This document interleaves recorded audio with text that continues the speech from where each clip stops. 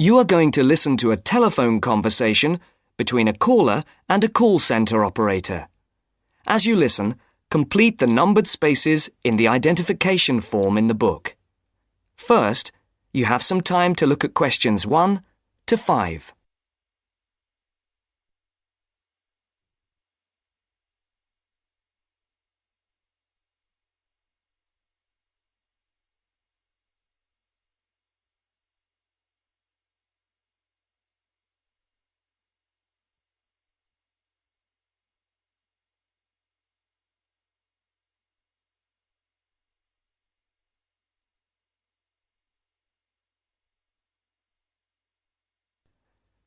You should answer the questions as you listen, because you will not hear the recording a second time. Listen carefully and answer questions 1 to 5. Platinum Card Service, Rebecca speaking. How may I help you? I've got a few problems with my credit card account. Okay. What is your credit card number? Let's see. It's here somewhere. Here it is. Can I just take the card number, please? Yes, it's 6992 6992 3443 3443 1147 1147 8921. 8921. Right. Can I just check that? 6992 3443 1147 8921. That's it. And your name? Carlos de Silva. I just need to check a few details for identification and security, if you'll bear with me. That's okay. And what's your postcode? SE1 8PB. SE1 8PB. That's it. Vauxhall Close, London? Yes, that's right.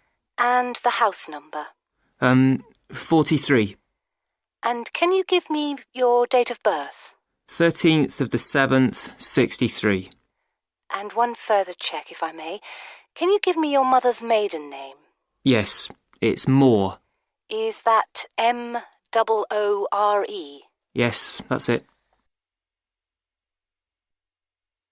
Before the caller and operator continue their telephone conversation, look at questions 6 to 10.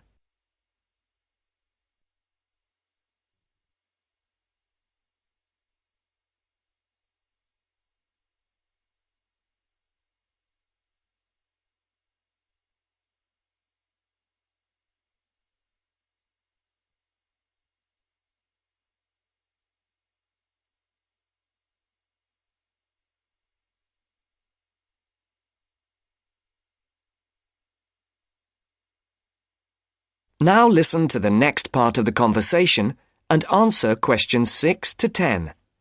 For these questions, there are 3 alternatives: A, B, and C. Decide which alternative is the most suitable answer and circle the correct letter.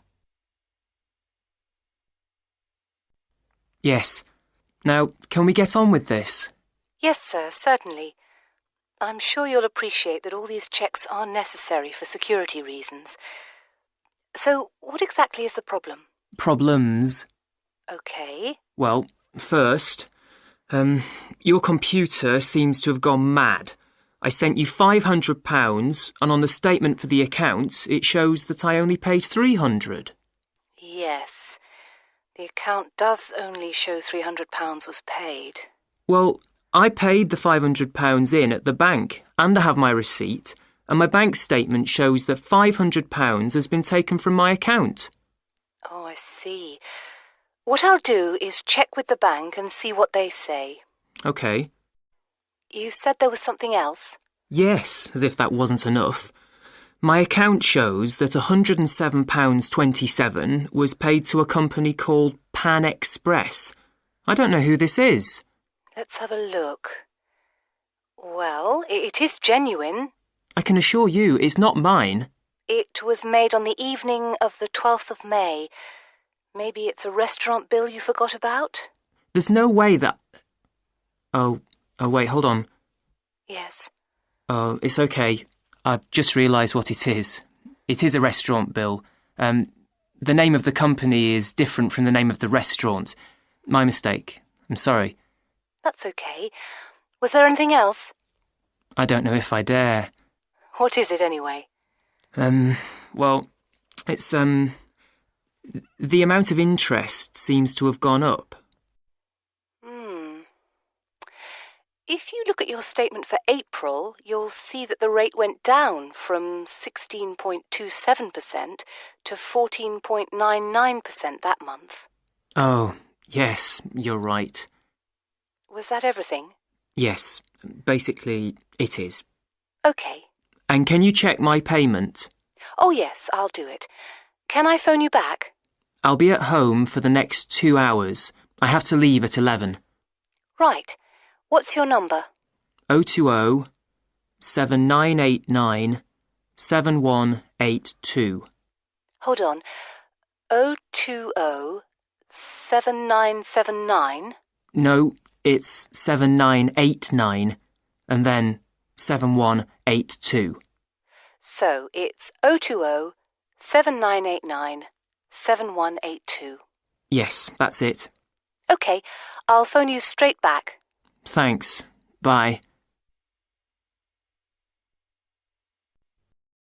That is the end of part 1. You now have half a minute to check your answers.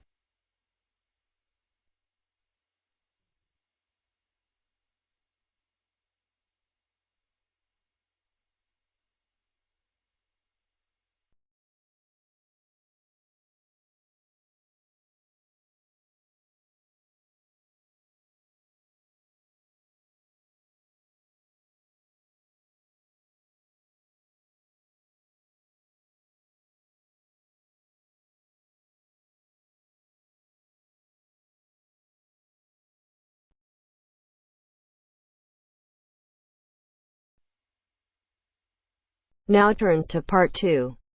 Part 2. You will hear a library assistant talking about the library she works in. You now have 30 seconds to read questions 11 to 15.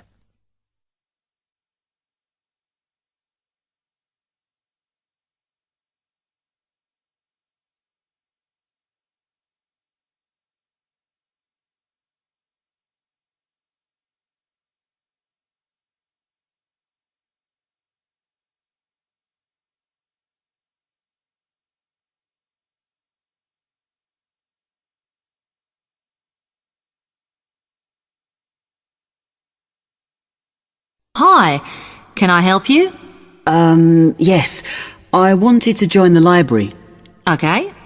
First of all, let me show you around the library and explain a few things for you. Okay, now we're here at the main entrance. You can see the reception, which is where you bring back and take out books.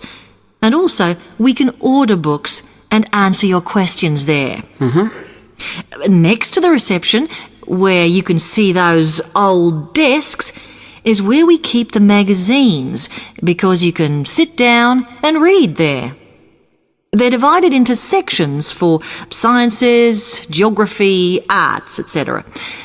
Then, at the back of the library, you can see the section for old books. Next to that is where the books proper start. That used to be the science section, but now on those shelves you'll find the art section. We had a big reorganisation in the summer, which I think has made it clearer. The numbering is standard, so you should be able to find what you want quite easily. However, if you can't find something, it probably means it's been borrowed. Okay, then in the corner next to the reference section is where we thought it was quietest and away from the phones and printers and things, so we've put the study desks there. They all have computer access if you need it for your laptop. We do ask that you don't just read magazines there, though. Okay, then there's the reference section, where you can look up the files. Then, as we come back to the main entrance, is the next section, where we used to have the languages. It got very busy and noisy, so when we moved everything round, we decided to put the law books here. Also, because it's a smaller section, it fits quite well here. OK then, we're back at the main entrance. Over there, by reception, there's a door that goes to the extension. And we have further sections, such as languages and study desks through there. So you could have a look round when we've finished. Then, just between reception and the door here, is where we decided to put the computers. But the computer magazines are in the magazine section, as we found too many went missing here. OK, is that everything? You now have 30 seconds to read questions 16 to 20.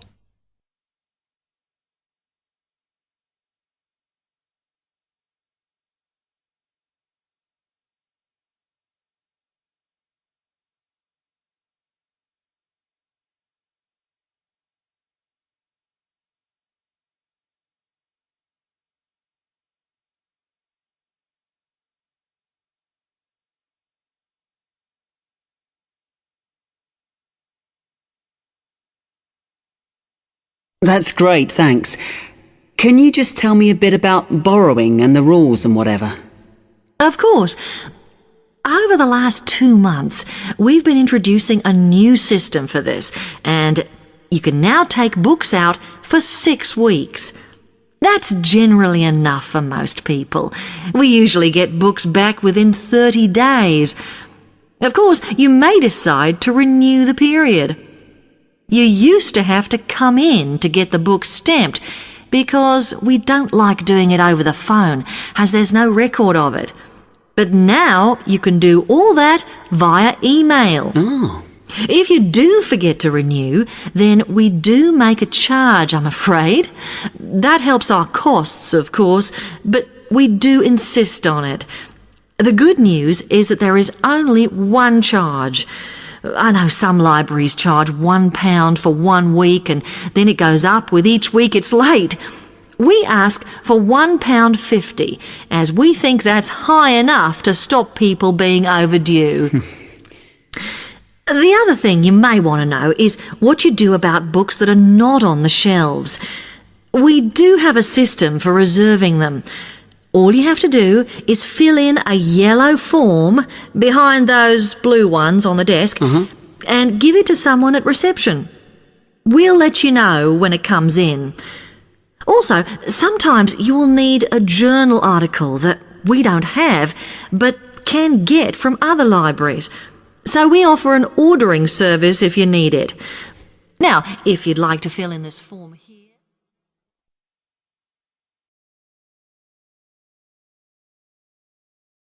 That is the end of part 2.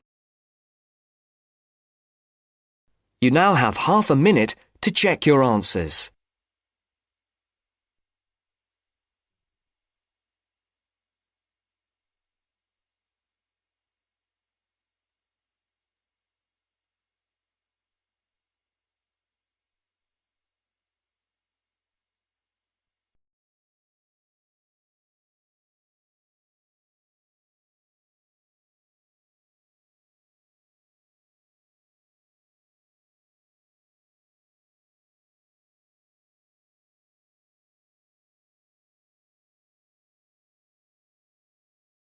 Now turns to part 3.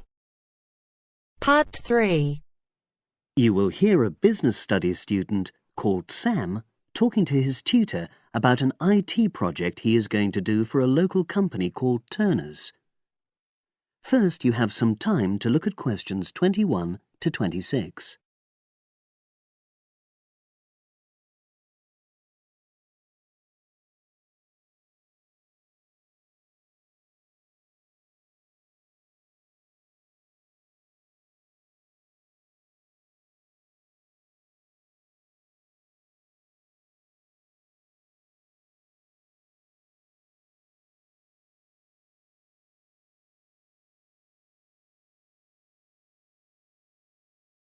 Now listen and answer questions 21 to 26. Hello, Sam. Come in and sit down. Thanks.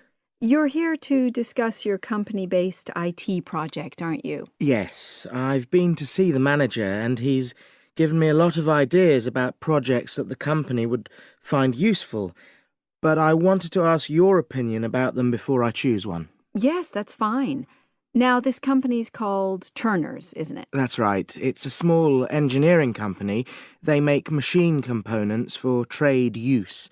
They're well established. They started in 1976, but they're a bit old-fashioned. Okay. And what kind of projects did Turner's suggest you could do for the company? Well, they want some improvements made to their customer database.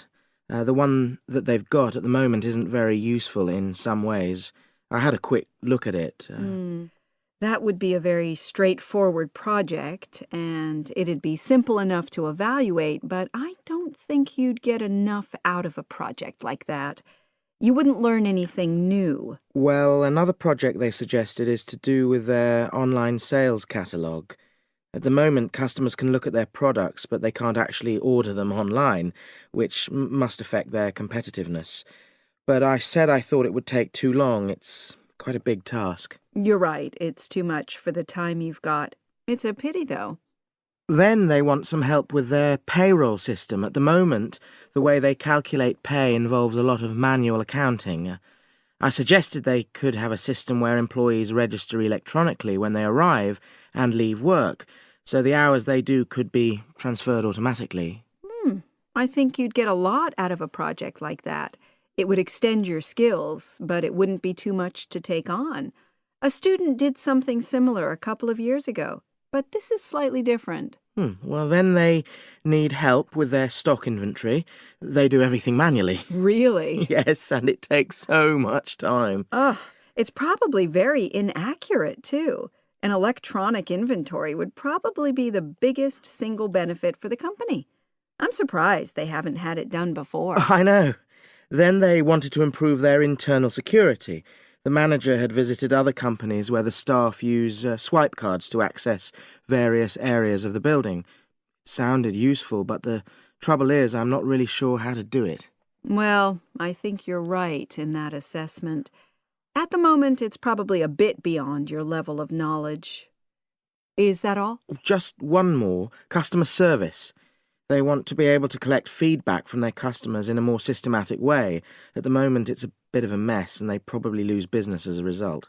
Would that involve you going to see customers at their own premises? Because in that case, you might have to do a fair amount of traveling, and that would incur expenses that haven't been agreed with these companies. I never thought of that. Well, it might not be a problem, but it's something that needs clarifying. Well, I hope that's been helpful in narrowing down the options. Yes, it has, thanks. I'll be able to make a decision now. But while I'm here, can I talk to you about coursework? Sure. Now you have some time to look at questions 27 to 30.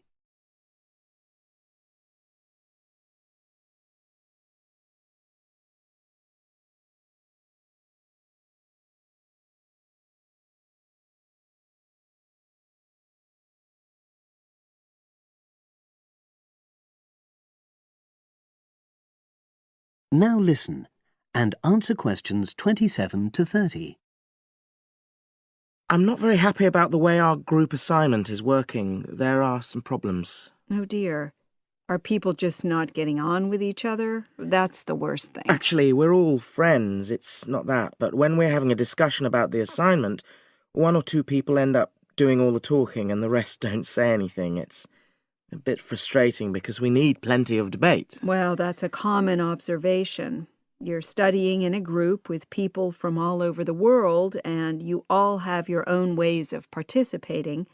In some places, students are more used to listening than talking, and vice versa. I suppose you're right. I'll try to remember that. Does everyone pull their weight as far as sharing the workload is concerned? I'd say they do, yes. And our group elected a leader. She's very good at making sure no one's overloaded. But personally, I feel that there are just too many of us in the group. Whenever we try to arrange a meeting, there's always at least one person who can't make it. It's not anyone's fault, it's just that we've all got slightly different timetables. Well, I'm glad you've talked to me about it. Feedback is always useful. Is there anything else you're concerned about? There are a couple of problems with lecturers that all the students are talking about. Last semester we had negative feedback about the way lectures were organized. There were several occasions when the wrong room had been booked or the same room had been booked twice, that sort of thing. Is that still a problem? That hasn't happened at all as far as I know. Oh, good. It's sorted out then. But I don't know the reason, but some of the staff often turn up late, so we miss 10 or 15 minutes of our lecture time. It might be because they've been copying handouts for students. I think there's a queue for the machine sometimes. Well, I'll look into that. Thank you for telling me. Anything else? The other thing is that it can be very difficult to get to see a lecturer individually. They're all very supportive and friendly when you do manage to find them, but often they're not in their office, even at times when they're meant to be available for consultation. Okay, that's helpful. Now, before you leave, That is the end of part 3. You now have half a minute to check your answers.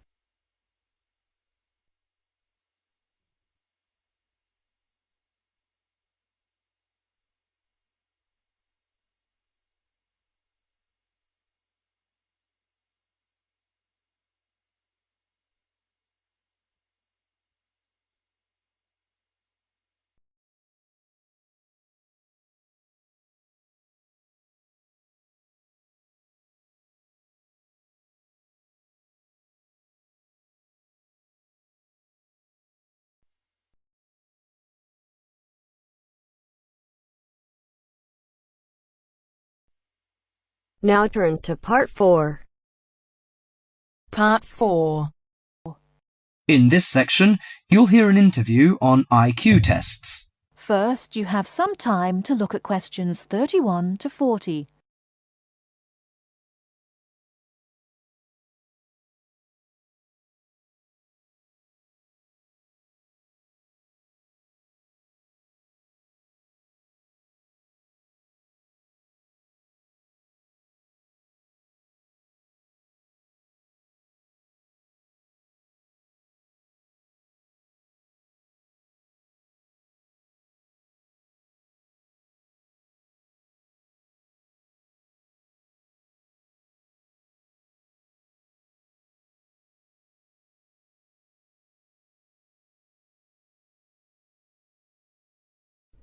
Now, listen carefully and answer questions 31 to 40.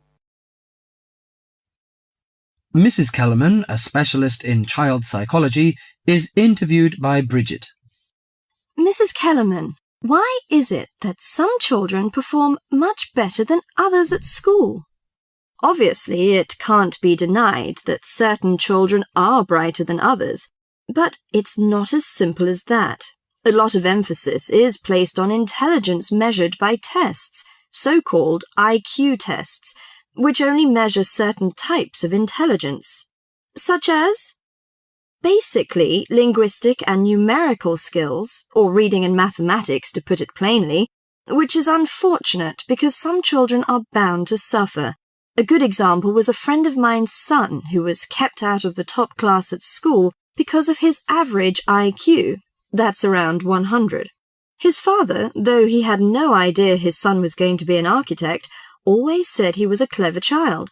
Apparently, he was able to picture things in his mind and draw accurately at a very early age. The point is that his university life might not have been so difficult if his ability had been recognized sooner. What you're saying, then, is that some children have abilities that are not easy to measure, that aren't appreciated by many schools. Precisely. And if these schools are not spotted sufficiently early, they cannot be developed. That's why, in my view, there are so many unhappy adults in the world. They are not doing the things they are best at. What are those other kinds of intelligence? How can we recognize them in our children? Well, take musical talent. Many children never get the chance to learn to play an instrument, but while they might not become great artists or composers, they may get a lot of pleasure and satisfaction. Musically gifted children are fascinated by all kinds of sounds, car horns, animal noises, and so on, and they can easily recognize tunes and sing them in key. How can a parent encourage them? Sing to them and teach them new songs. Buy a piano or even a cheap instrument such as a recorder. If you can afford it, send them to music lessons as soon as possible. Play recordings of different instruments to them. What about a child who is good at sport? Could that be described as a form of intelligence? Most certainly.